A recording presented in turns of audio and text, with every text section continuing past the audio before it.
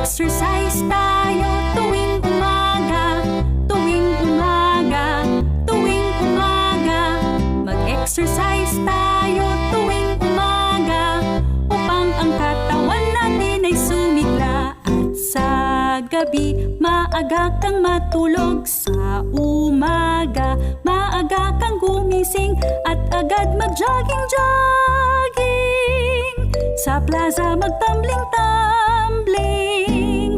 Ang leeg mo ay ipapaling-paling, ang baywang mo ay ipakinding-kinding, ang braso mo't kamay ay isusuntok-suntok sa hangin. Isa, dalawa, tatlo,